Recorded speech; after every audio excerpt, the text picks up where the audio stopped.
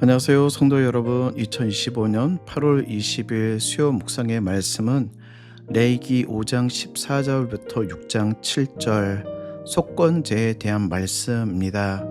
이 속건제는 다른 제사에 비해 굉장히 간략하게 묘사되어 있습니다. 또한 정확한 절차도 나타나 있지 않죠. 이것은 다른 제사들과는 다르게 배상의 성격이 강하기 때문입니다. 오늘 속건제는 크게 두 부분으로 나눌 수 있는데 5장 14절부터 19절 14절은 여호와께서 모세에게 말씀하여 이르시되, 두 번째는 6장 1절부터 7절 여호와께서 모세에게 말씀하여 이르시되라는 이 부분으로 크게 두 가지로 나누어 줄 수 있습니다. 먼저는 5장 14절부터 19절까지는 성물에 대한 속건제이고요. 6장 1절부터 7절까지는 이웃의 범죄에 대한 속건제를 이야기하고 있습니다. 이 속건제는 먼저 하나님과의 관계에 되어지는 부분에서 드려지는 속건제인데, 하나님의 성물에 대하여 부지 중에 범죄한 경우 너희는 이렇게 드리라. 15절 16절입니다. 누구든지 여호와의 성물에 대하여 부지 중에 범죄하였으면 여호와께 속건제를 드리되, 내가 지정한 가치를 따라 성소의 세겔대로 몇 세겔을 은에 상당한 흠 없는 수양을 양떼 중에서 끌어다가 속건제로 드려서 성물에 대한 잘못을 보상하되 그것에 5분의 1을 더하여 제사장에 줄 것이요, 제사장은 그 속건제의 순양으로 그를 위하여 속죄한즉 그가 사함을 받으리라. 하나님께 드려지는 그 성물, 어쩌면은 그게 고의적으로 드려질 수 있습니다. 예를 들면 하나님께 드려야 될 흠 없는 양이어야 되는데, 흠 없는 양을 발견하다가 이 정도는 괜찮겠지, 이 정도면 하나님께서 이 정도의 티끌이 있는 것은 하나님께 드려도 하나님께서 양해해 주시겠지라고 하며 흠이 있음을 발견하였음에도 불구하고 고의적으로 가져간다든가, 아니면은 하나님께 제물을 가지고 왔을 때 꼼꼼하게 살펴보았지만 본인이 놓쳐버렸던, 미싱하였던 부분들이 나중에 발견되게 되어지면 먼저 순양을 가져다가 은세겔로 배상을 하든지 순양을 가져다가 속건제로 드려 성물에 대한 잘못을 보상하고, 두 번째는 성물의 5분의 1을 더하여 제사장에게 주도록 하였습니다. 여러분, 오늘날 교회 안에 성도들이 거룩하게 드려지는 성물이라고 이야기하는 것들이 있죠. 때때로는 그것들이 오래되거나 또한 고장이 나게 되어지며 그것은 언제든지 바꿀 수 있습니다.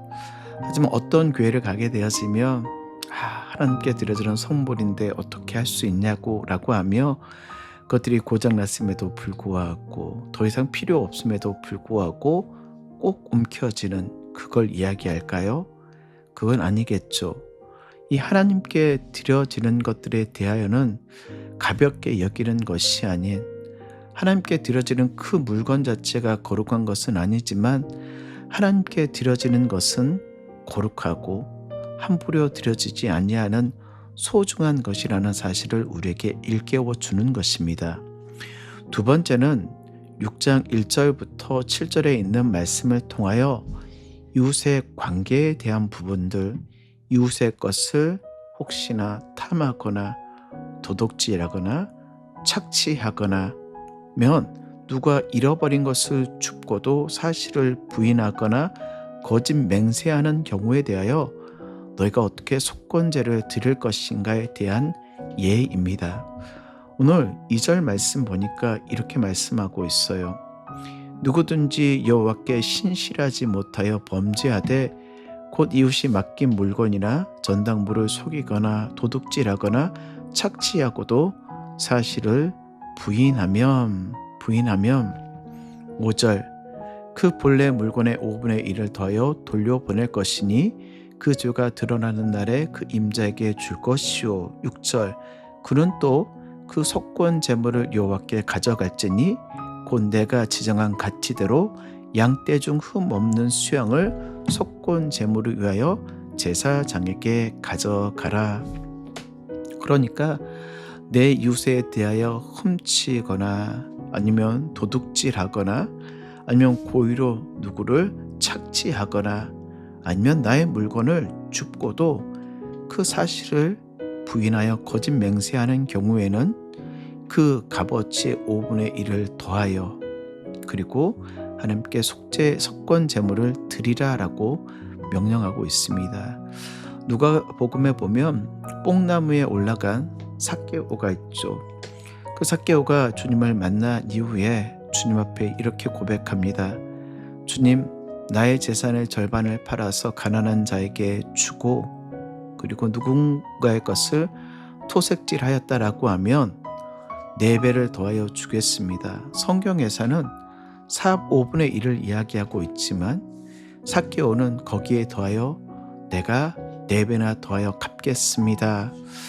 그렇습니다. 회개는 인격의 고백이며 참된 회개는 그저 말로만 하는 회개가 아닌 진실한 우리 마음에서 우러나오는 게 회개입니다.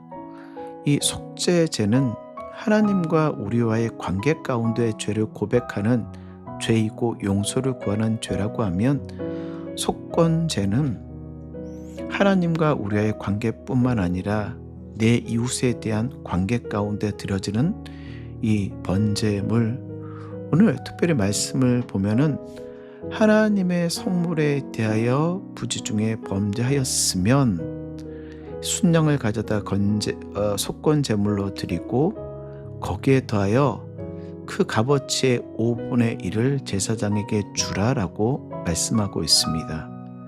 그런데 내 이웃에 대하여는 누군가의 것을 훔치거나 토색질하거나 몰래 감추었다라고 하면 놀랍게도 5분의 1을 더하여 돌려보낼 것이고 그 다음에 속건 제물로 흠 없는 수양을 하나님께 드리라라고 말씀하고 있습니다.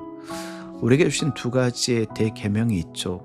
하나는 주 너의 하나님을 사랑하고 내 이웃을 내 몸과 같이 사랑하라. 하나님을 사랑하는 그 마음과 내 이웃을 사랑하는 그 마음의 값어치가 다른 것이 아닙니다. 성숙한 그리스도인, 성숙한 인격, 성숙한 그리스도를 닮아가는 자는 하나님께만 잘하고 하나님의 것을 잘 섬기는 것으로 끝나는 것이 아닌 내 이웃에 대하여도 동일하게 성숙한 인격으로 나아가는 것이 속건제에 가지고 있는 영적 의미라는 사실이죠.